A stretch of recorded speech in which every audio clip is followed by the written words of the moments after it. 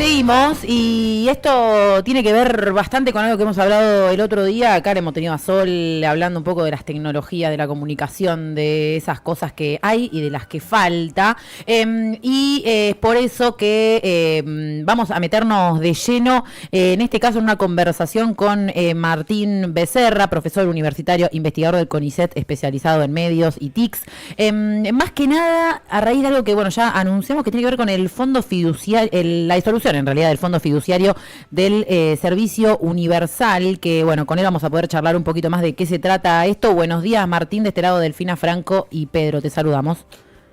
Hola, buen día.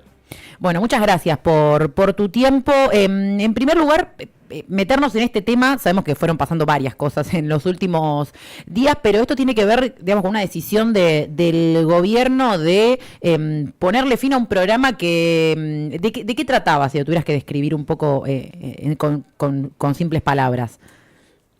Mira, es el programa que se creó en el año 2000 para reducir la brecha de conectividad entre quienes viven en lugares alejados de los grandes centros urbanos, que no están cubiertos por las redes de conectividad, y también quienes, aún viviendo en grandes centros urbanos, tienen menores recursos y entonces tampoco tienen acceso a redes y a conectividad. Uh-huh.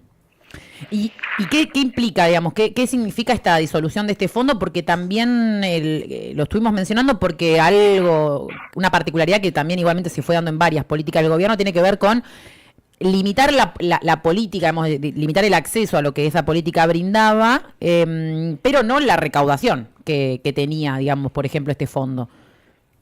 Sí, porque es un fondo que había sido creado y se alimentaba del 1% de los ingresos que tenían que depositar los operadores de telecomunicaciones, ¿no? Uh-huh. Claro, Telefónica, uh-huh. Telecom, por ejemplo. Entonces, lo que hizo Milei fue disolver el fondo, pero no derogó la obligación legal que tienen estos operadores de depositarle al Estado el 1% de sus ingresos. En consecuencia, lo que hace Milei, para decirlo de manera más simple, es apropiarse de una caja que asciende en este momento a 250.000 millones de pesos, o sea, 250 millones de dólares, uh-huh. y que se actualiza periódicamente, porque los licenciatarios de telecomunicaciones tienen la obligación, como les digo, de seguir depositando el 1% de los ingresos. Lo que pasa es que ya no va a ser dirigido a cubrir las brechas de conectividad, sino básicamente lo va a manejar el Ministerio de Economía, es decir, lo va a manejar discrecionalmente el presidente de la República. Martín, buen día. Franco te saluda de este lado. Buen día. Con respecto a este punto, concretamente la discrecionalidad se debe a que esto no se discute en clave presupuestaria, en que no se presenta el presupuesto y no se discute hacia dónde iría esta partida en caso de que este fondo se caiga, digamos. Bueno, efectivamente, porque en la Argentina se está prorrogando el presupuesto de 2023. Entonces, claro, el presidente maneja con absoluta discrecionalidad y sujeto a sus caprichos cualquier surplus presupuestario. Esto es un surplus porque no estaba previsto en la ley de presupuesto vigente, o sea, prorrogada pero vigente, porque hasta hace 15 días ese 1% iba al fondo fiduciario. Claro. El presidente no podía echar mano de esos recursos, ahora puede hacerlo. Uh-huh. ¿Y a quién beneficia, esta disolución de este fondo, más allá, de la caja que ahora queda a disposición discrecional del gobierno? Esta retirada, del Estado en cuanto a la conectividad, ¿para quién es un nuevo negocio? Bueno, yo ahí en la nota que publiqué en la revista Acción sobre este tema, lo que planteo es algo que circula mucho en el mundo de las telecomunicaciones, que es bastante evidente de acuerdo con los gestos públicos que hace Milei con Elon Musk, que es que la empresa de conectividad satelital de Elon Musk, que es Starlink, que opera en la Argentina, uh-huh. y uno cuando transita por el país, sobre todo en zonas que no son grandes centros urbanos, ve efectivamente que hay una expansión de esta empresa. Lo que puede hacer Milei perfectamente ahora, al haber disuelto el Fondo de Servicio Universal, es asignarle algún tipo de contrato a Starlink para que brinde servicios de conectividad en zonas rurales o semirurales, con algún tipo de contratación que realice el Estado. Entonces, de ese modo, de una manera, uno podría decir un poco hipócrita, Milei podría decir, miren, me sigo preocupando por la conectividad porque Claro. estoy contratándole los servicios a mi amiguito Elon Musk, y efectivamente es un servicio que, insisto, en zonas rurales y semirurales es importante, funciona, se está expandiendo y le puede hacer una contratación directa, ¿no? Ujú. Obviamente eso resta la capacidad de ejecutar proyectos como venía haciéndolo el Fondo de Servicio Universal, que lo manejaba ENACOM, que no Claro. funcionaba de manera perfecta, pero que tenía proyectos muy interesantes y ha conectado cientos de escuelas, localidades, miles de familias en todo el territorio argentino. Bueno, eso ya no va a suceder, pero nada impide que hoy el presidente contrate de manera directa a Starlink de Elon Musk o a otras empresas, para que puntualmente ejecuten algún tipo de servicio de conectividad y de ese modo, o bueno, por lo menos en este año electoral, de manera consignista, decir que se sigue ocupando del tema, aunque en el fondo lo que ha hecho fue desarmar esa posibilidad. Martín, con respecto a esto, hay algunas cuestiones técnicas con respecto a la conectividad de la empresa también de Starlink. Primero, bueno, destacabas alrededor de que el Estado argentino tenía una capacidad no solamente de mejorar el servicio existente, como bien lo detallabas vos en relación a ENACOM, que también ha sido una decisión de este gobierno de financiar los distintos programas al respecto, sino también esta situación de que Starlink puede tener distintas conexiones, pero que hay alguna complicación técnica a la hora de muchos usuarios en un mismo lugar, lo cual complicaría principalmente la conectividad urbana con este servicio, ¿no es así? Sí, sí, por ahora, digamos, con el desarrollo tecnológico de los satélites de órbita baja, que es la constelación Starlink que maneja Elon Musk, digamos que el servicio de conectividad tiene algunas características que hace que no sea un servicio ideal en zonas urbanas o densamente pobladas. ¿Por qué? Porque, en primer lugar, el satélite cubre celdas geográficas de 100 kilómetros a la redonda con una misma línea de conectividad. Entonces, si hay mucha gente usando esa línea, obviamente colapsa o el servicio se degrada. Distinto es en zonas despobladas, en donde en una zona de 100 kilómetros a la redonda probablemente haya menos cantidad de hogares o gente conectada y por lo tanto el servicio no se degrada. En segundo lugar, el servicio de conectividad satelital, esto también le ha pasado a varias pruebas que ha hecho DirecTV, que tiene obviamente también línea satelital, aunque no es de órbita baja.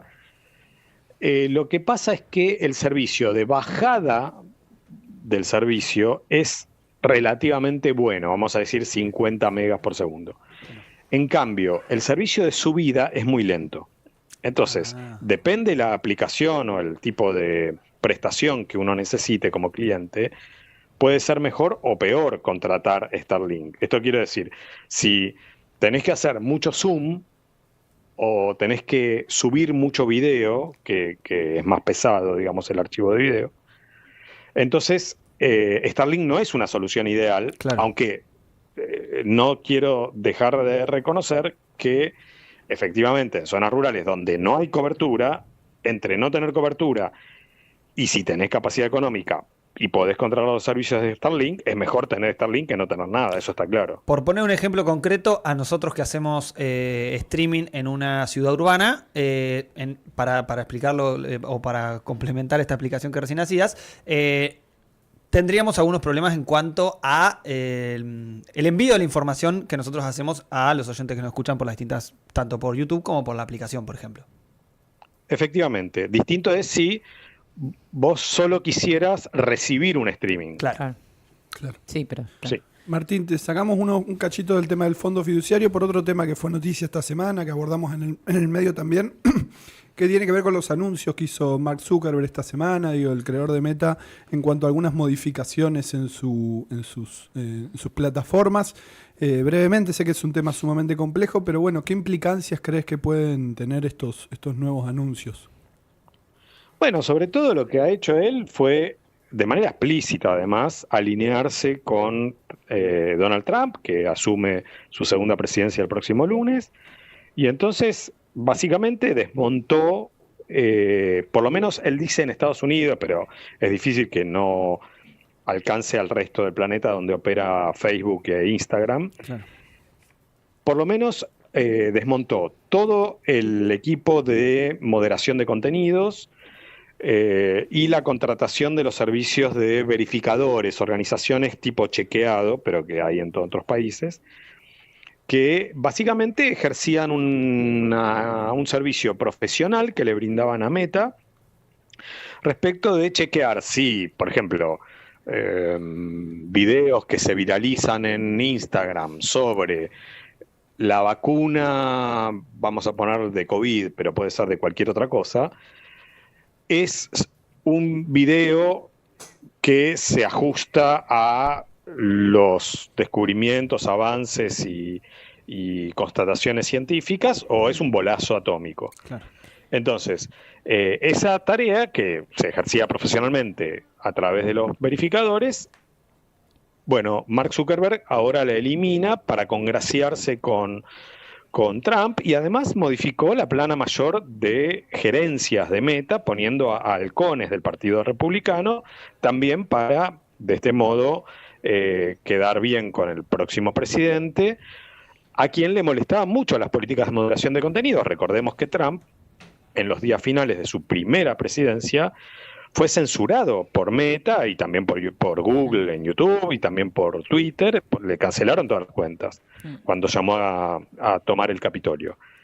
Entonces, bueno, esta eliminación de esa moderación de contenidos, obviamente, lo que augura en los próximos tiempos es la circulación de contenido mucho más violento, contenido discriminador, contenido de odio. De hecho, empleadas y empleados de Meta que o bien ellos mismos son militantes o simpatizan o simplemente están de acuerdo con las políticas de no discriminación para la comunidad LGTB o etcétera, bueno, hoy están protestando fuertemente contra la conducción de la empresa porque saben que lo que viene ahora es hostigamiento contra minorías o mayorías, en el caso, por ejemplo, de las mujeres, que van a sufrir ataques violentos y ya no va a haber la moderación que antes había en la plataforma. Martín, te consulto porque a la par de esto que se conoció en las últimas semanas, en el día de hoy, me parece también que es como un poco la contracara, ¿no? Porque mientras Zuckerberg en nombre de Trump, ¿no? O en esta alianza que se ve muy claramente con Trump, sale a hablar de, bueno, tenemos que expandir la libertad de expresión. Resulta que hoy la Corte Suprema de Estados Unidos dice que o habilita o abre el camino para que la red social TikTok pueda ser prohibida en el país.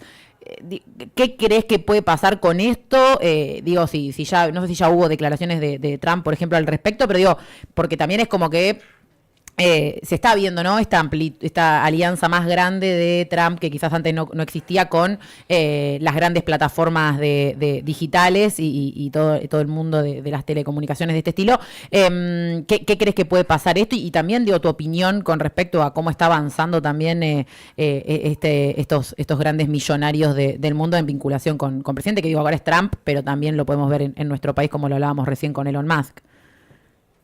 Sí, yo creo que Trump va a tener acá un primer test acerca de cuál va a ser la orientación que le va a imprimir a la política tecnológica, que es una buena parte de la política económica y también de libertad de expresión y contenidos en su mandato, ¿no? En su segundo mandato. ¿Por qué? Porque por un lado, él planteó en la campaña electoral una orientación, vamos a llamarle proteccionista, ¿no es cierto?, de subir aranceles, generar empleo, producción, industria en los propios Estados Unidos y sobre todo seguir demonizando, mejor dicho, a China como antagonista, porque en definitiva hay una disputa por el liderazgo mundial, ¿no?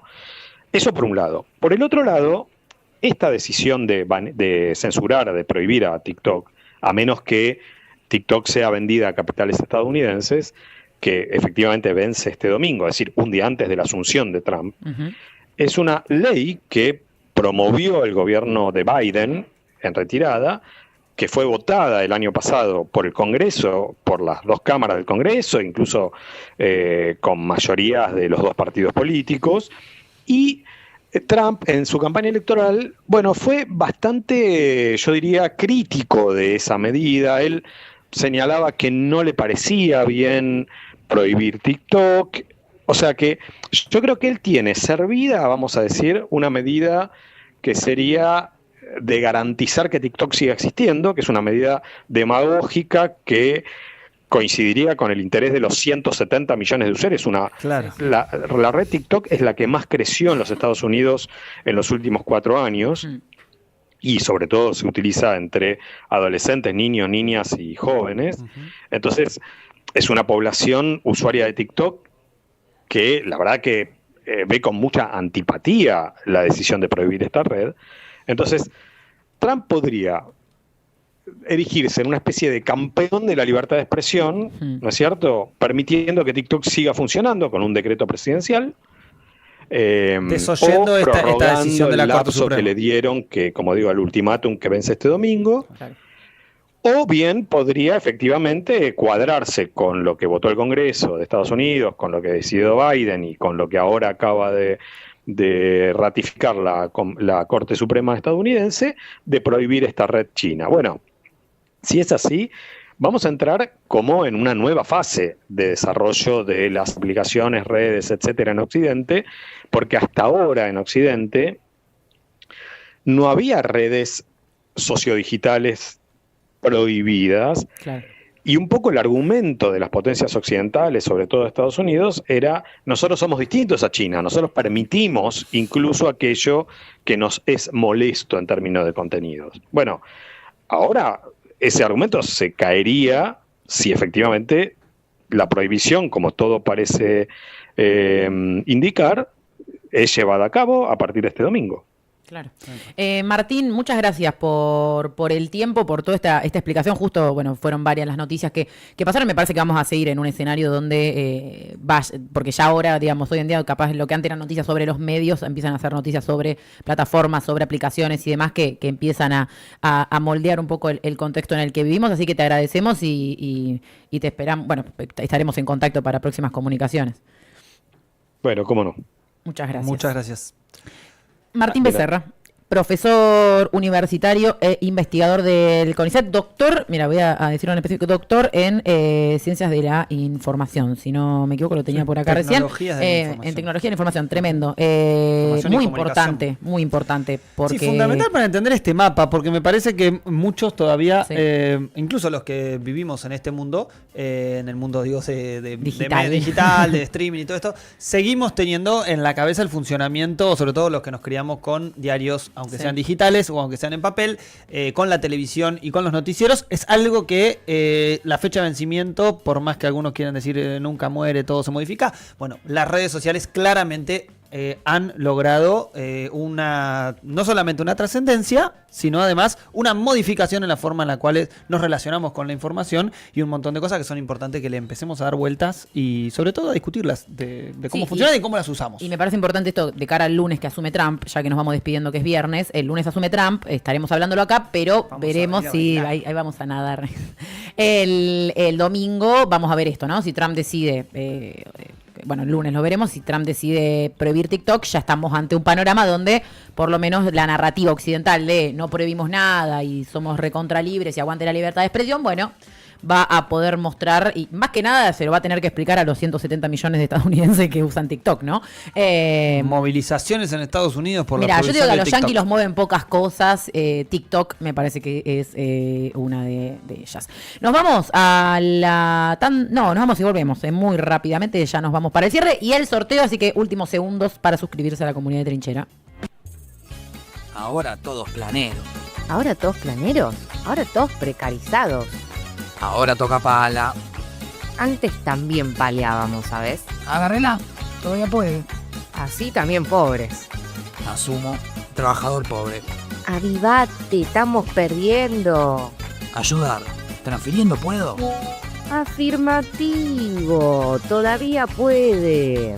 Así Trinchera persiste, auspiciando tremendos productos. ¡Apa! Tremendas promociones. Sumate a la comunidad Trinchera ingresando a revistatrinchera.com/comunidad.